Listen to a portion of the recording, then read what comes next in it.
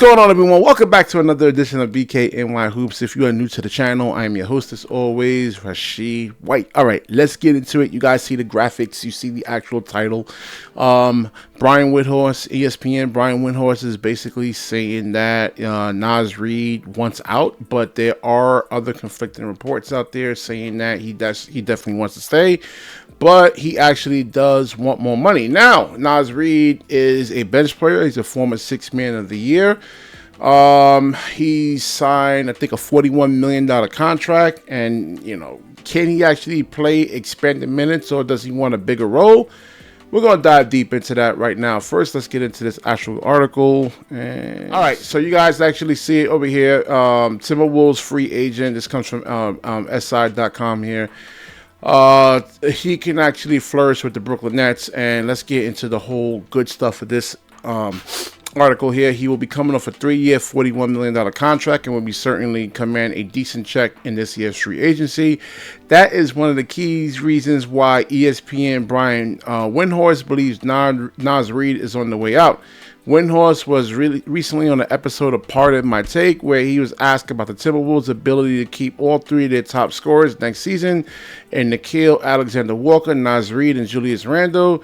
He said, "I would be surprised if they're able to sign all three guys." Windhorst said Randle alone commands a $30.9 million player option, which could potentially soak up a chunk of Minnesota's cap space, leaving the opportunity for Naz Reid to find a new opportunity and home. So the Brooklyn Nets, they are, on a rebuild over here. I don't know what the hell they're doing, man, but it says, as mentioned, the only player Brooklyn is expected to fully invest in is Cam Thomas. Oh gosh, man. So putting together a team around the young scorer is the Nets' best bet. So Naz Reid could be ready to take on a starting role with this next team, and with rumors of the current Nets center Nick Claxton potentially heading out west this summer, I don't see that actually happening. I don't think he actually helps the Lakers, and that was the whole rumor right there. I've been over the whole Nick Claxton thing a billion times. I'm not going to get into it into this video over here, man. So we look at Naz Reid's salary. He's making $13 million. So he signed a 3-year, $41 million contract. That's rounded off to damn near $42 million. And so the thing is with Naz Reid is, like, does he really want the extra responsibility, right? And how much? And at this point, the scenario that Brooklyn is in right now, they are going to actually have to overpay for him. And you actually look at his stats, his total career average is 11.6 points a game. So if he actually starts, right, he's going to actually have to take on more of a scoring load. The defense that he actually has to play is not just against, like, the Paolo Bancheros and the Wembys, the Shangoons, the Anthony Davises. He actually has to really take on, like, he has to get switched on to, like, all these dynamic point guards and shooting guards, around the league there. Whereas he actually come off the bench, he's, it doesn't have to go against the top tier guys, for the most part. But he is effective in how many minutes he actually really averages for his career. Let's see here. Let's see. Oh, hold on. Just had it here. Let's see. Minutes. So 27.5. So if you give him 39 minutes a game, does the production even fall off even more? So I don't know, man. Like, I mean, you give him a raise, but if it was me, I'm happy just making, like, $15 to $20 million coming off the bench, right?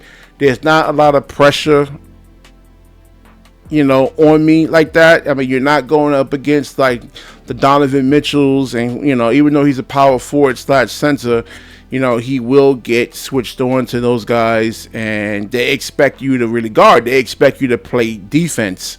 They don't want to hear, oh, well, Donovan Mitchell and John Morant and these guys are too, like, fast, or you gotta really, like, try to force those guys into a second option at least, man. You can't just like, give up an easy layup because the guys are too quick. So that's more wear and tear on him, and his his weight. Let's see. He's at 264 pounds, and the wear and tear of him starting and playing heavy minutes. I don't know, at that weight, it's tough. It's tough.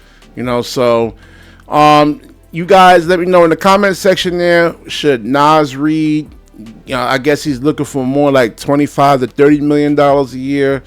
Is he really worth it? I think no, because again, you're not going to actually win with him. I mean, you'll get a slight bump, I guess, but you never know too. He may actually just like, get a nice raise. Let's say if you sign him to like $100 million, and then he takes his foot off the gas, right? We've seen that with so many players, man. Over the 30-something years I've been watching the NBA, I've seen guys like like have good production, off the bench. If y'all guys remember Travis Outlaw, if y'all remember him. Yeah, I remember him. Mikey Moore is another one who was a bench player, and then he comes to the Nets. Jason Kidd makes him look really good, and he gets a nice bump, a raise based off the productivity. And then once they get the bag, it's a guaranteed contract. These guys take their foot off the gas. So you don't know if Naz Reid is actually really going to do that or not. So it's a serious gamble, but signing him will make the team much more interesting. And so, and it's definitely an upgrade to what the Nets currently have right now. So definitely like, comment, subscribe, certainly share the actual stream. When you share, the universe certainly shares back with you. Peace.